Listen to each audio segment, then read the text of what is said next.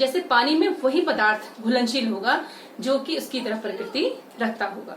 अब सांद्रता किसे कहते हैं, अब हम पढ़ेंगे विलयन की सांद्रता, कंसंट्रेशन ऑफ सॉल्यूशन, विलयन की सांद्रता।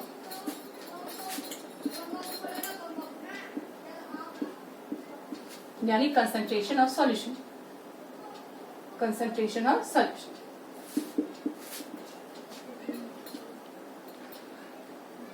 अब कंसंट्रेशन ऑफ सॉल्यूशन क्या है, हमने देखा कि जब अब कंसंट्रेशन सांद्रता के आधार पर दो प्रकार के हम विलयन कह सकते हैं, एक संतृप्त विलयन और दूसरा असंतृप्त। पहले हम देख लेते हैं कि जब हम पानी में चीनी घोलते हैं, हमने ट्राई किया होगा कि पानी में चीनी घोला और एक समय ऐसा आता है कि इसमें और चीनी नहीं घुल सकती, यानी एक निश्चित तापमान पर। अब हमें एक उदाहरण देके बताऊं, जैसे हमने चीनी इसमें घोली हमने पानी में, तो क्या बना हमारा चीनी का विलयन, चीनी का विलयन। अब हम देखते हैं कि एक निश्चित तापमान पर, एक निश्चित तापमान पर चीनी पानी में एक निश्चित मात्रा ही घोली जा सकती है, उसके बाद वो नीचे बैठना स्टार्ट कर देती है। तो जब किसी विलायक में और अधिक विलय पदार्थ की मात्रा ना घोली जा सके एक निश्चित तापमान पर, तो उस विलयन को हम संतृप्त विलयन कहते हैं। यानी एक तापमान पर हम किसी विलायक में एक निश्चित मात्रा के अतिरिक्त और अधिक मात्रा नहीं घोल सकते, तो उस विलयन को हम संतृप्त विलयन कहते हैं। यानी संतृप्त विलयन क्या हुआ, जिसमें कि एक निश्चित तापमान पर हम विलय की और अधिक मात्रा नहीं घोल सकते, विलय की और अधिक मात्रा ना घोली जा सके, मात्रा ना घोली जा सके, उसे कहते हैं हम संतृप्त विलयन। निश्चित तापमान पर, यहाँ पर एक बता दिया है कि निश्चित तापमान पर विलय की और अधिक मात्रा ना घोली जा सके, किसमें, विलायक में। मैं शॉर्टकट बता रही हूँ, उसका पूरा आप खुद लिख सकते हैं कि विलय की और अधिक मात्रा ना घोली जा सके, किसमें, विलायक में।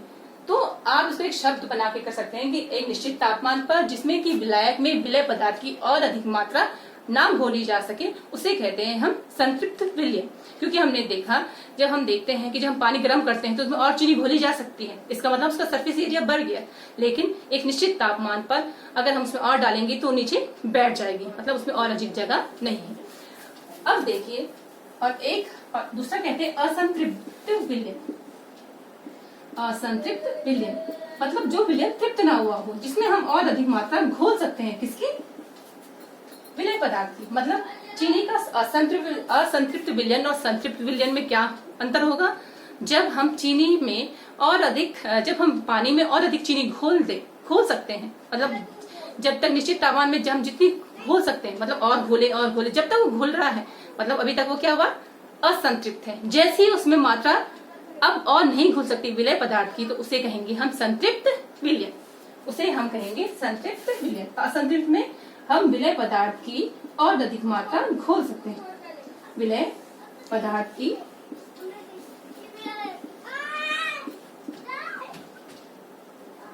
और अधिक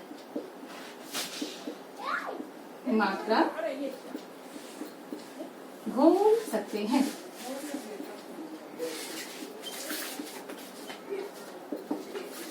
इस प्रकार हम क्या, इससे हमें क्या पता चला, ये एक निश्चित तापमान पर किसी विलायक में विलय की जो मात्रा होती है घुलने की, वो एक निश्चित होती है। तो हम इससे एक क्या लिखेंगे, अब हम विलय की सांद्रता को क्या कहेंगे, कंसंट्रेशन किसे कहेंगे, कि एक इकाई आयतन में विलायक में विलय पदार्थ की निश्चित मात्रा की घुलनता को या घुलनशीलता को हम विलयन की सांद्रता कहते हैं। मतलब घुलनशीलता मतलब कि विलायक की अब मैं इसके बारे में आपको पहले बता देती हूँ, इतना आप लोगों को समझ आ गया होगा। तो हम सॉल्युबिलिटी या विलयता हम बताते हैं। सॉल्युबिलिटी किसे कहते हैं, अब है विलयता, विलयता यानी सॉल्युबिलिटी। सॉल्युबिलिटी, सॉल्युबिलिटी किसे कहते हैं? तो किसी विलयन को संतृप्त विलयन बनाने के लिए, किसी विलयन को संतृप्त विलयन बनाने के लिए विलय पदार्थ की आवश्यक या निश्चित मात्रा को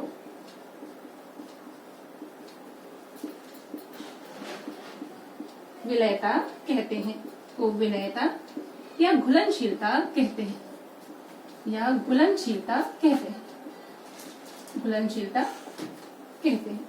हम कह सकते हैं कि घुलनशीलता क्या है?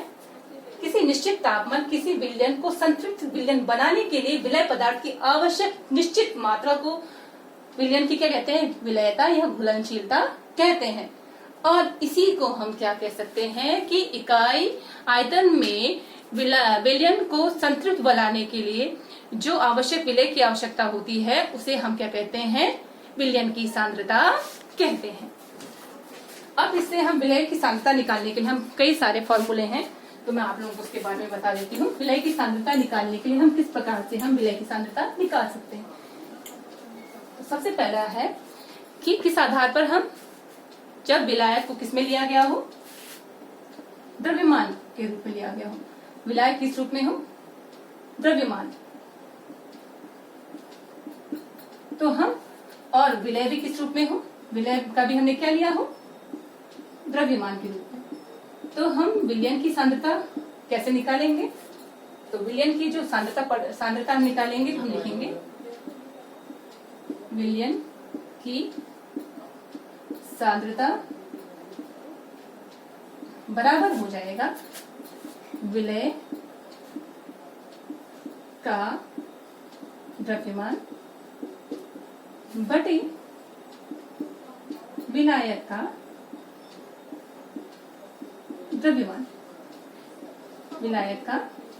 द्रव्यमान। और कभी कभी हम इसमें विलय की जगह विलयन का द्रव्यमान भी ले लेते हैं। विलय का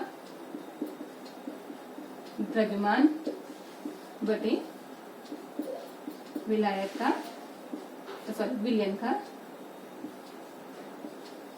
द्रव्यमान। ये होगा किसी विलयन की सांद्रता। हम इस प्रकार से निकालते हैं। अगर हमें परसेंटेज में निकालना है तो हम सांद्रता प्रतिशत, यहाँ विलयन की सांद्रता सीधे निकाल सकते हैं, और विलयन की सांद्रता अगर प्रतिशत में निकालनी है तो हम 100 से गुणा कर देते हैं। ठीक उसी प्रकार अगर यहाँ विलायक का जो हमें दिया है, आयतन में दिया है, विलायक इस रूप में दिया है, लिक्विड फॉर्म में दे रखा है, तो हम विलायक का जो यहाँ पर विलायक का द्रव्यमान की जगह हम विलायक का आयतन या विलयन का आयतन हम लिख सकते हैं। अब इसके अलावा जो नेक्स्ट हम आपको बताएंगे निलंबन के बारे में, वो नेक्स्ट टॉपिक में आपको बताएंगे। धन्यवाद।